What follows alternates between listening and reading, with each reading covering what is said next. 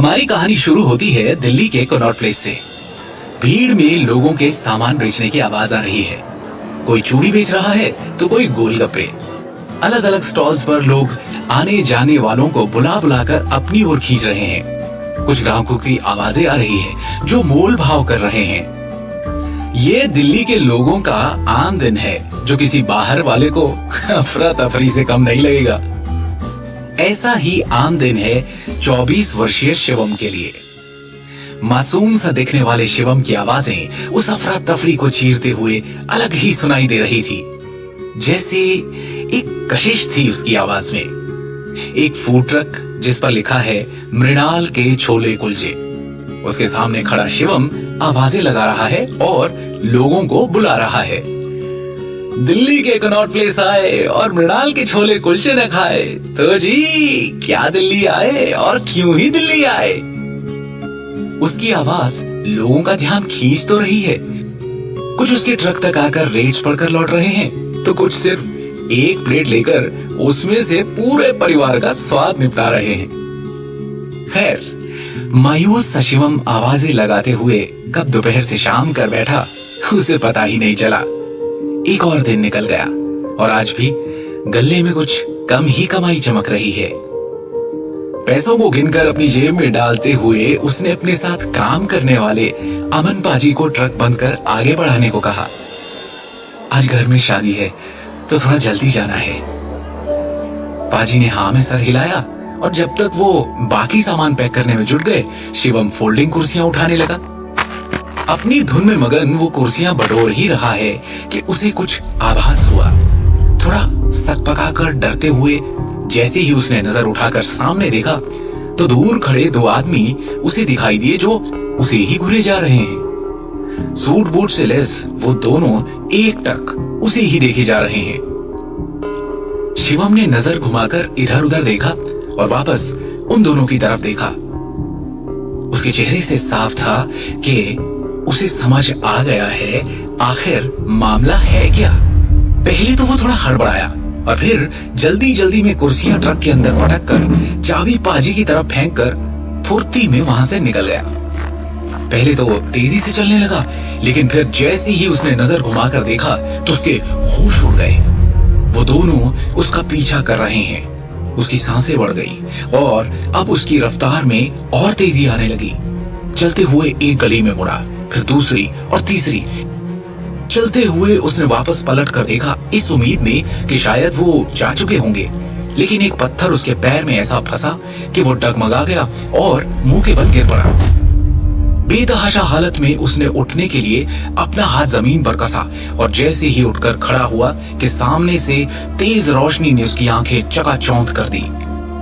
रोशनी से चुंधियाई हुई आंखों को बचाते हुए हाथ को हटाकर उसने सामने नजर मारी तो एक बड़ी सी बेंटले कार को खड़ा पाया और उसके पांव मानो जम से गए। उसके कानों के पास से बहती हुई सनसनाती हवा ने जैसे उसके रोम रोम को चौकन्ना कर दिया। जिन अतीत के पन्नों को फाड़ कर वो कब का जलाकर राख कर चुका था वो आज फिर उसके सामने खुलकर उड़ रहे हैं। और फिर उस कार का दरवाजा खुला जिसमें से एक आदमी निकलकर उसकी तरफ चलकर आया। जिस किस्से को पिछले 15 साल से वो रोज थोड़ा थोड़ा करके भुला रहा था वो आज उसके सामने उसकी आंखों में आंखें डाले खड़ा मुस्कुरा रहा है। शिवम इस आदमी को पहचानता था। शिवम के सामने खड़े 58 वर्षीय आदमी के चेहरे में और हाव भाव में ज्यादा कोई बदलाव नहीं हुआ है। शिवम उसकी तरफ देखता है और मुड़कर जाने को हुआ कि वो दो आदमी भी जो उसका पीछा कर रहे थे उसके सामने खड़े हो गए। वो उन्हें मार गिराना चाहता था लेकिन उसने अपना गुस्सा दबाया। हालांकि शिवम टेंशन में था लेकिन उसको वो दिखाना नहीं चाहता था। शिवम उन आदमियों को अपने सामने से हटाते हुए जाकर उस कार में बैठ गया।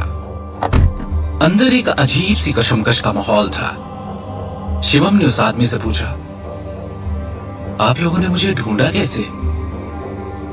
एक तीखी मुस्कान के साथ उस आदमी ने जवाब दिया, आपसे बेहतर कौन जानता है कि हम जिसे ढूंढना चाहें उसे पाताल लोक से भी खींच निकालें।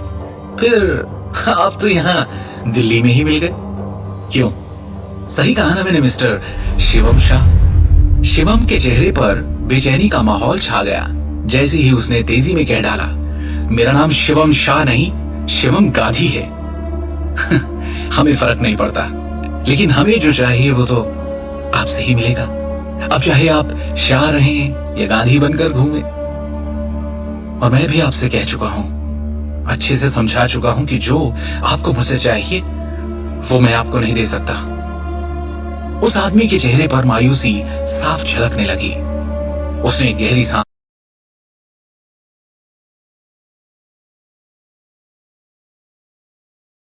ली और शांत भाव से शिवम की तरफ देखा। तो मैं ये मान लूं कि आप सच में सर यानी अपने दादाजी का इनविटेशन ठुकरा रहे हैं। भाड़ में गए आपके सर, गए आपके सर। शिवम से अब और सहन नहीं होता और वो सच का सामना करता है। जिस पल उन्होंने चुपचाप खड़े होकर मुझे और मेरी माँ को उस घर और उस परिवार से अपने बेटे के हाथों बेइज्जत होते देखा, उसी वक्त से उनके साथ मेरे सारे रिश्ते नाते खत्म हो गए थे। और ये कहते ही शिवम के सामने 15 साल पुराना अतीत चमकने लगा। उसकी माँ जमीन पर गिरी पड़ी है, उसके माथे से खून निकल रहा है और कोई उसे मार रहा है। 8 साल का शिवम इस दर्दनाक दृश्य को देख रहा है। पास में खड़े दादाजी कुछ नहीं बोल रहे थे। अतीत के इस मंजर से शिवम को उस काले सूट वाले आदमी ने बाहर निकाला। आप भी जानते हैं कि वो ऐसा नहीं करना चाहते थे। 2 साल से दादाजी की तबीयत खराब है।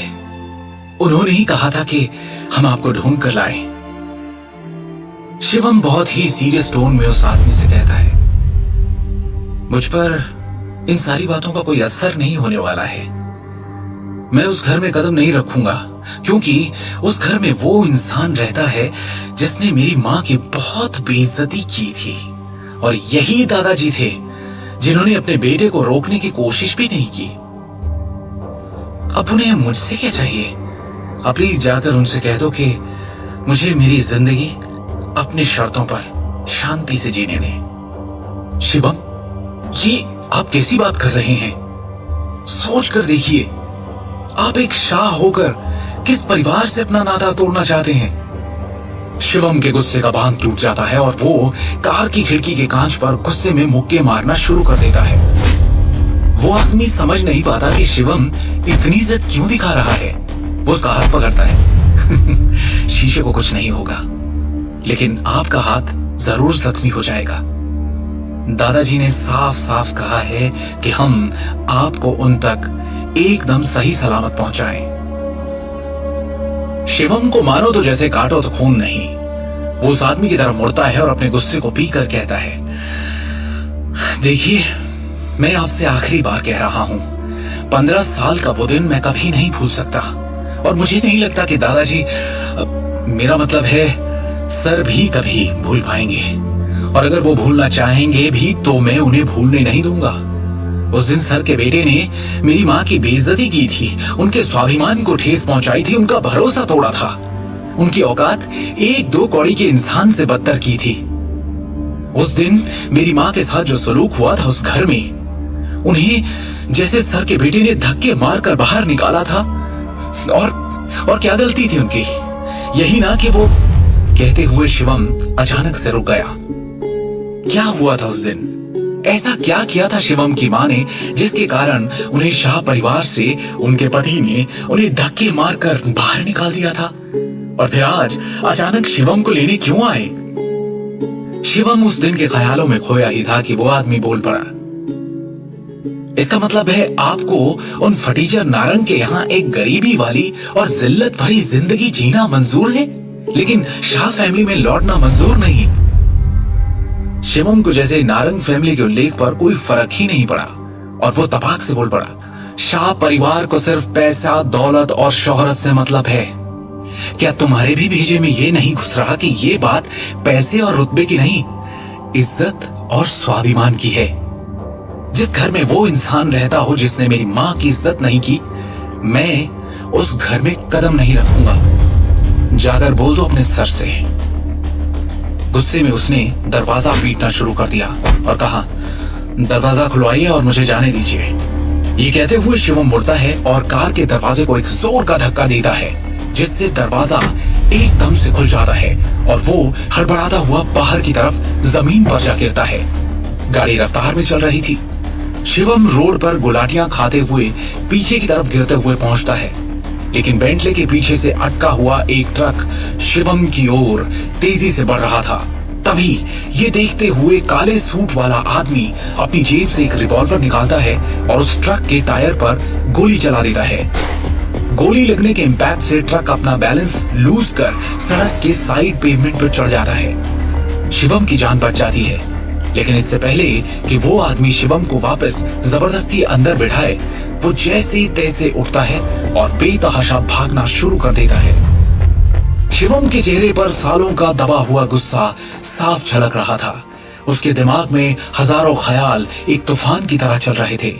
शिवम के कानों में उसके पिता की आवाज गूंजने लगती है। तुमने जो किया है उसकी भरपाई अब नहीं हो सकती। तुमने शाह परिवार के रुतबे पर कई सवाल खड़े कर दिए हैं। जो हरकत तुमने की है उसकी सिर्फ एक ही सजा है, तुम्हें ये घर छोड़ना होगा। एक 24 साल के लड़के ने अपनी पत्नी और शिवम की मां से कहा। जवाब में शिवम की मां ने भी कहा, चलिए तो मैं जाऊंगी, लेकिन सारा सच अभी भी ढका हुआ है। हिम्मत है तो पूरा सच बताओ। ये कहते ही उस लड़के ने उस लड़की को एक जोरदार थप्पड़ रसीद कर दिया, जिसकी मार से वो नीचे गिर पड़ी और उसके माथे से खून निकलने लगा था। शिवम अपने ख्यालों से बाहर आता है जब पास से गुजरती हुई एक कार की तेज रोशनी उसके चेहरे पर पड़ती है। वो पीछे मुड़कर देखता है और चौंक जाता है कि वो कार अब भी उसका पीछा कर रही है।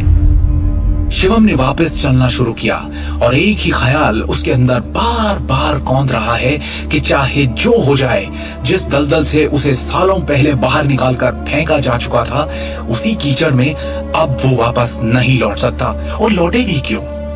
क्योंकि वो जिस कारण से शिवम को वापस अपने पास बुलाना चाहते हैं, वो उसके दिमाग में दूर दूर तक नहीं है। उसके दिमाग में तो कुछ और ही है जो वो वापस जाकर पूरा नहीं कर सकता। अचानक उसके चेहरे पर दर्द और बेबसी के भाव उजागर हो चले, जैसे कि उसके पीछे वो कार नहीं बल्कि एक भयानक और दिल दहला देने वाली याद थी, जिससे वो जितना हो सके दूर जाना चाहता था। एक कड़वी सी मुस्कुराहट उसके चेहरे को छूकर निकल जाती है और वो घृणा से कहता है, शाह फैमिली। मालूम तो था उसे कि ये लोग उसे एक ना एक दिन ढूंढ ही निकालेंगे, लेकिन इतनी जल्दी ये उसने सपने में भी नहीं सोचा था।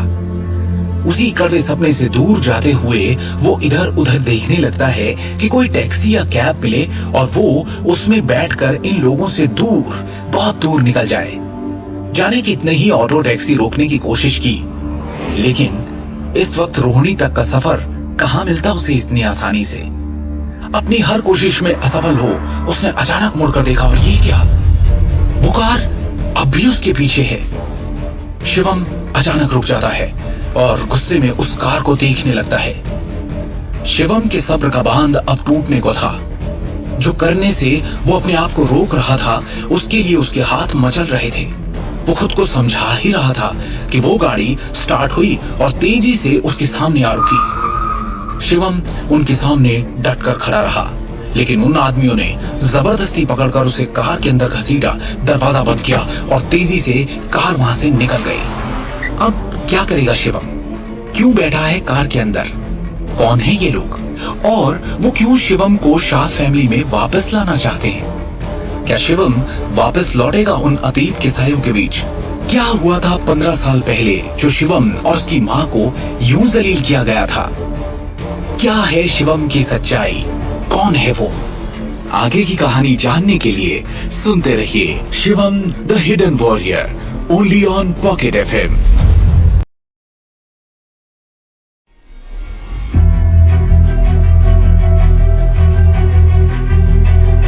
कार तेजी से दिल्ली